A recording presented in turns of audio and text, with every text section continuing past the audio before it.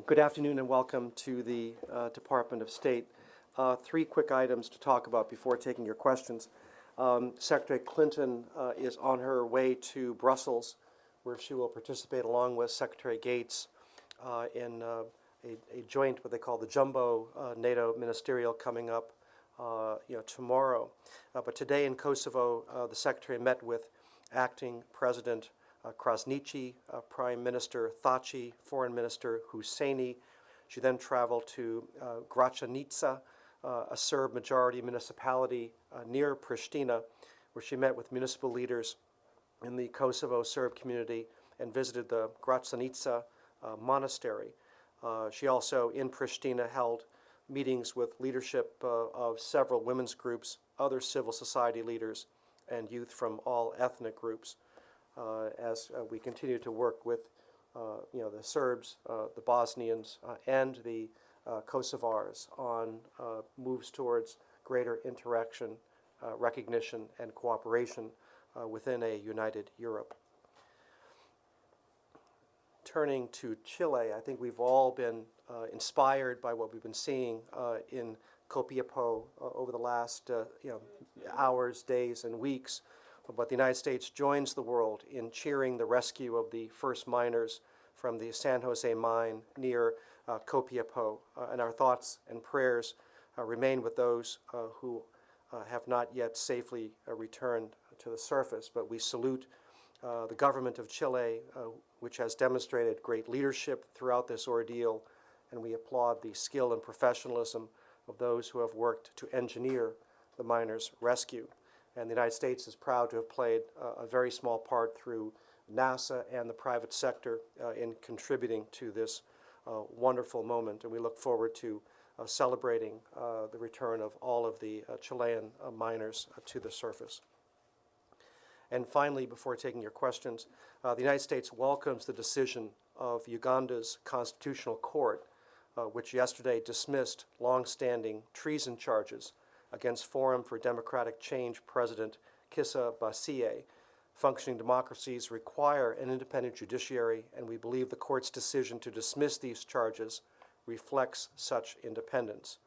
The Constitutional Court's ruling is an encouraging sign for the independence of the Ugandan judiciary. It also underscores the importance of ensuring that opposition leaders have the legal and political space to campaign freely and without fear of prosecution from the state.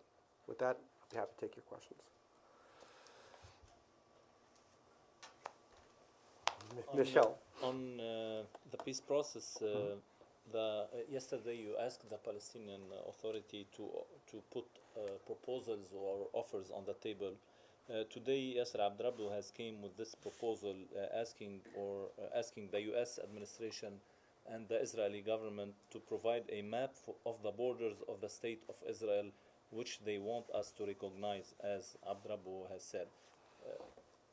What's your reaction? Well, first of all, I think what we are seeing does represent the interest in the parties in continuing, this effort. This is exactly the right conversation that the Israelis and Palestinians need to have, to be exchanging ideas on how to advance this process to a successful conclusion. But it also is a reminder of the limitation of making offers and counteroffers by long distance through the media, as opposed to sitting down face to face in a direct negotiation. So this underscores exactly why we feel it is imperative for the Israelis and Palestinians to stay committed to direct negotiations. So they're having exactly the right conversation. The only difference is this conversation has to take place face to face, where eventually they can address both the core issues and the derivatives in pursuit of mutually recognized states and security for all. So this underscores why we believe it's vitally important for both sides to do everything possible to stay in these negotiations, and in fact, to move to a point where we can once again have them sit down face to face and get into a direct discussion about these these central issues.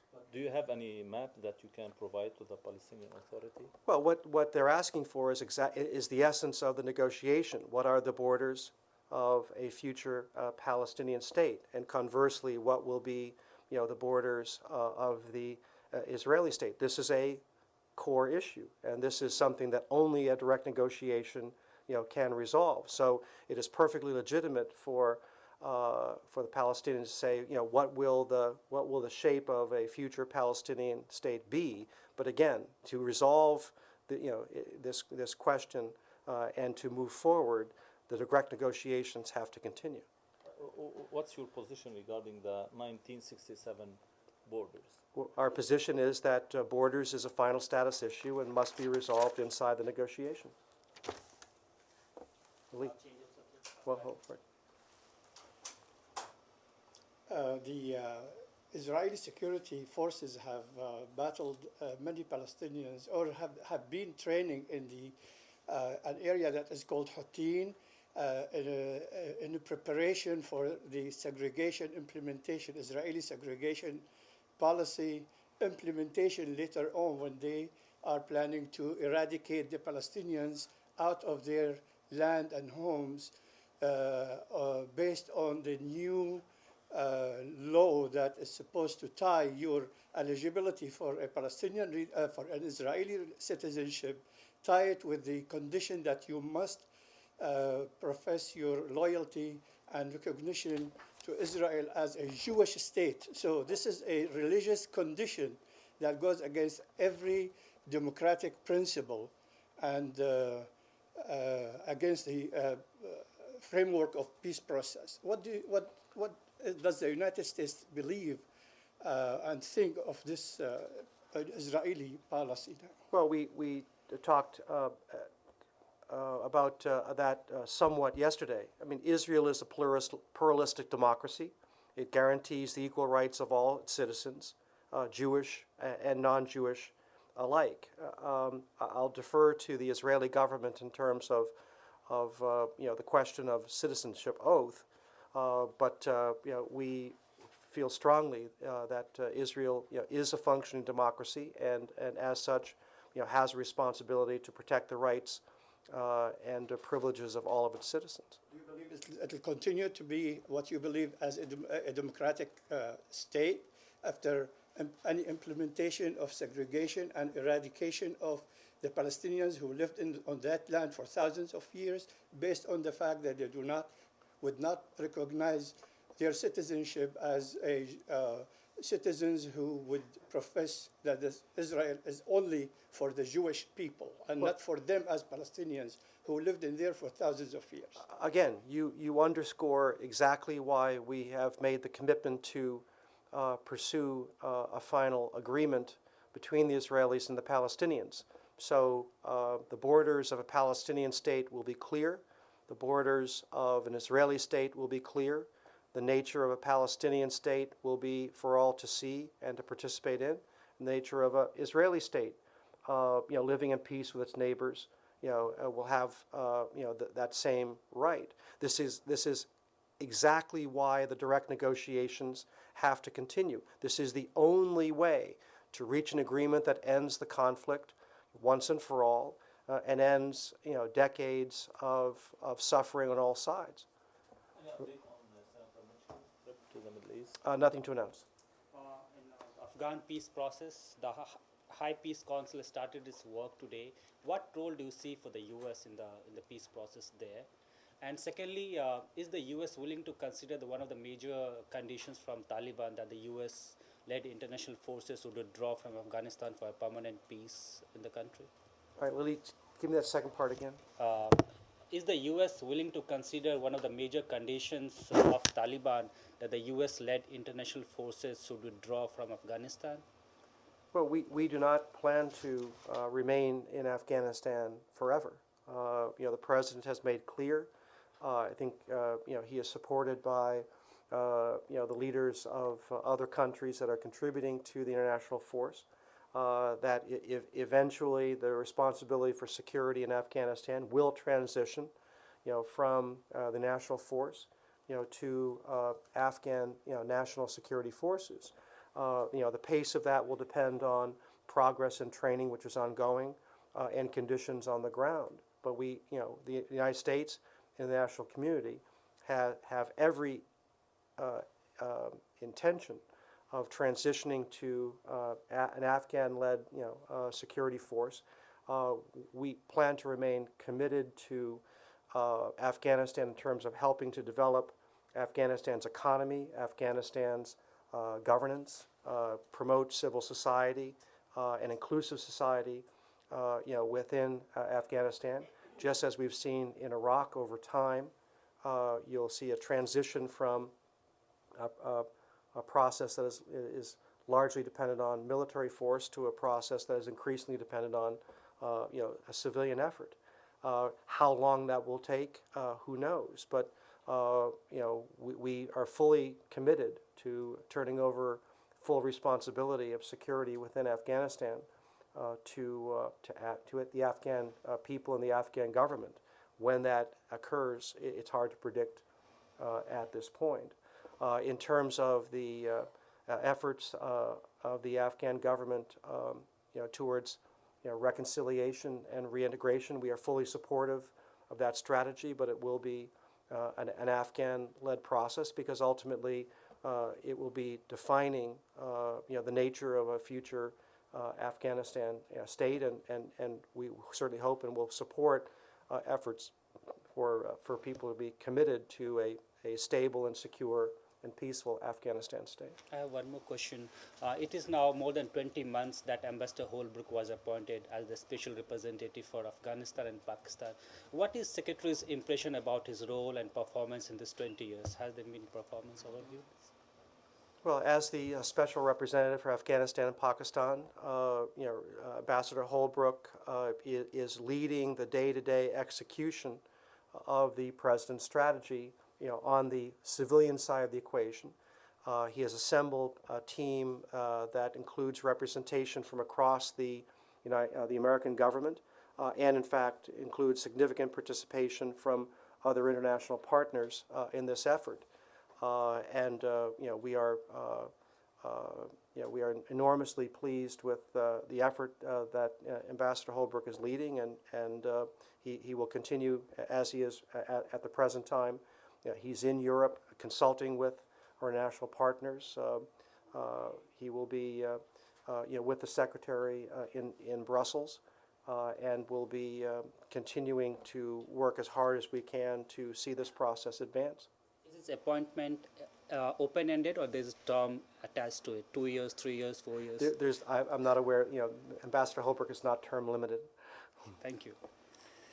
Hey, I know you talked about this yesterday with Ahmadinejad's visit in Lebanon, but does the U.S. have a position on, and have you articulated this position to the Lebanese government, on Lebanon's participation in the Hariri Tribunal? It seems that Hariri is under a bit of pressure right now to withdraw from that from Iran, Syria, and Hezbollah. Well, we support the tribunal. We think it should be free of any political influence, whether it's from within Lebanon or outside of Lebanon. And we continue to believe that everyone involved, should continue to support the tribunal as it, moves to adjudate, this particular case. The work of the tribunal is essential to the future of Lebanon. It has to be clear that there can be, no impunity, for the kind of political assassination that we saw with the death of former Prime Minister Hariri. I just follow up. Are you?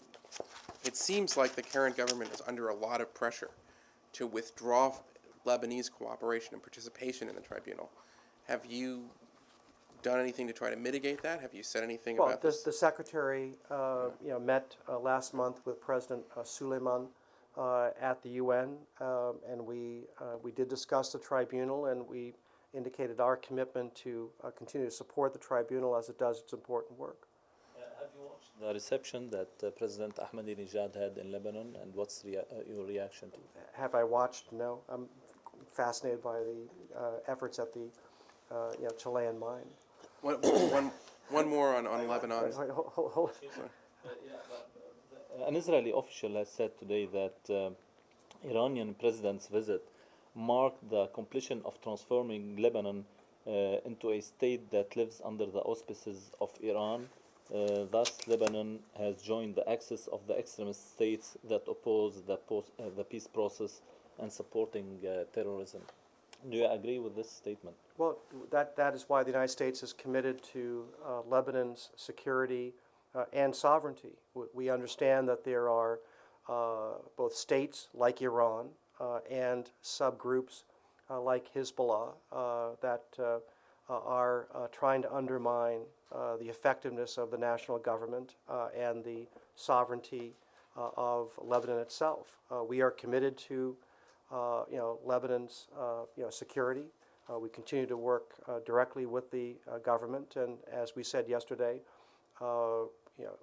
we have strong suspicions about the motives of Iran and its the groups that it supports who do not have Lebanon's long-term interests at heart. Can I just one more on Sure. Lebanon? There are reports that Ahmadinejad will extend his stay on Friday to meet with Prime Minister Erdogan, and that this could be an Iranian-Turkish attempt to resolve the tribunal crisis. Do you have any thoughts on Turkish-Iranian cooperation in Lebanon? Is that shunting U.S. role aside? Turkey is a neighbor of Iran. It has been an effective interlocutor in discussing with Iran and encouraging Iran to play a more constructive role in the region and to effectively engage the international community. If such a meeting takes place at the end of the week, we would hope that Prime Minister Erdogan would continue to deliver that strong message that Iran, having been a less than constructive player in the region, should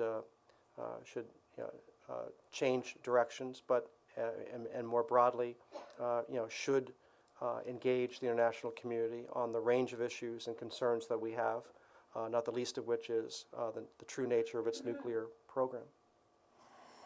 Ahmadinejad has offered to provide Lebanon with arms. Do you have any concern regarding this point?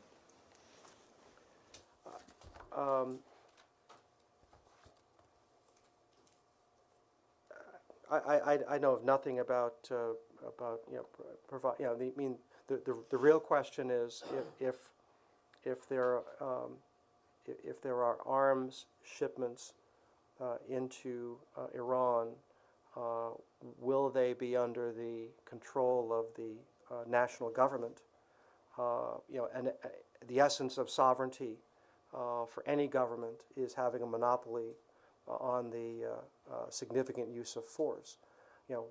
A challenge for Lebanon is the fact that you have outside players who are providing military capabilities to sub-state groups such as Hezbollah. So we would naturally have concern that the provision of any arms into Lebanon would not be for the benefit of the national government. It would be to strengthen groups like Hezbollah, which both undermine the sovereignty of Lebanon itself, but also pose a tremendous security risk, to the region as a whole. So I think we would be very concerned about that effort, which is one of the reasons why we remain committed to building up institutions of government within Lebanon, including support for the Lebanese military.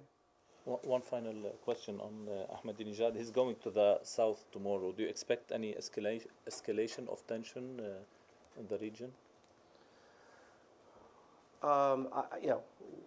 We have very well stated concerns about the role that Iran is currently playing in the region, and we'll watch carefully what President Ahmadinejad does. You tweeted that we have seen in one day what we did not see in 10 years or something like that. So will you like to share what more you have learned about Korea? No, I was commenting on the fact that North Korea opened its doors ever so slightly for a celebration this weekend. It invited the international news media to come to Pyongyang to observe the country and its parade and so forth. There were even media reports that the internet was working in Pyongyang. For a society that has traditionally been as closed as North Korea, we would hope that North Korea will continue to have the door open so the region and the world can learn more about what is happening there. But the eldest son of has given a statement that he's happy that his younger brother is. But is the U.S. in touch with him, or trying Not to my knowledge. No?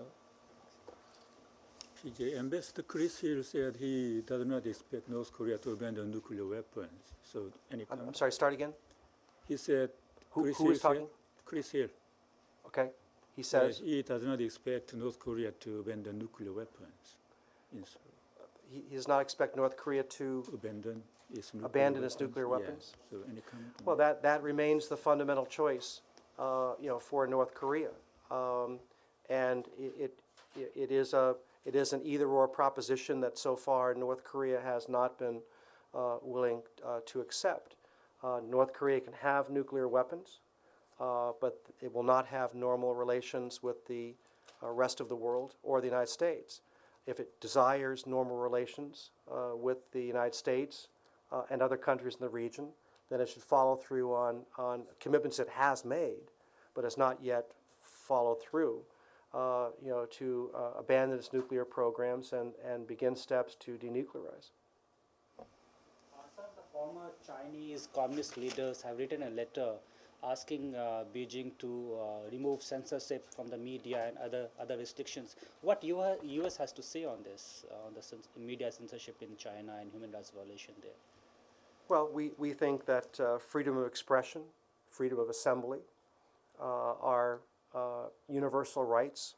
They are fundamental freedoms that are enshrined in international agreements, including international agreements that China has accepted and has signed on to. And we certainly are supportive of the sentiment behind that manifesto. Is Secretary Clinton pleased about any accomplishment of her current trip in the Balkans now, and what are the highlights of her accomplishments so far in there?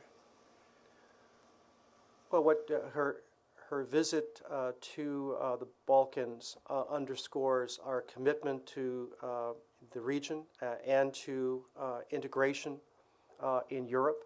Her message in Sarajevo, in Belgrade, and in Pristina has been the same, which is you have to overcome existing tensions and historic divisions, and there are opportunities that present themselves in terms of integration and membership within the EU, and integration and membership down the road with NATO. But there are responsibilities that the countries have to take now, affirmative steps to end these existing divisions within their respective societies, and move to dialogue that, in the case of Serbia and Kosovo, can ultimately, hopefully, lead to mutual recognition. We were successful working with the international community 15 years ago in ending the conflict in the Balkans, but we have not yet seen as much movement as we need to see in terms of the end of tensions and divisions within societies in those respective countries. So I think she was there to remind these countries that there are tremendous opportunities that are available to them. We have a keen, significant interest in seeing the complete integration throughout Europe. There's great promise there, there's great opportunity, but there are steps that Bosnia and Herzegovina, Serbia, and Kosovo need to take if they're to take advantage of these opportunities. Any indicate to any one of the parties in there who is less cooperative with the ambitions? Well, no, I think that what we've seen is that in each case, some progress has been made on critical issues, but more needs to be done. So part of her trip was to continue to encourage them, to continue to address the outstanding issues that are there, and to perhaps accelerate, the pace of change and reform. Lily? A few months ago, Afghanistan president had issued a decree for closing all the private security firms by December. And then US had expressed its reservation on that decree, and you said you are in talks with Kabul. Have you reached at any conclusion or working solution on that issue? Well, we continue to support the Afghan government's intent to properly regulate the activities of private security companies in Afghanistan.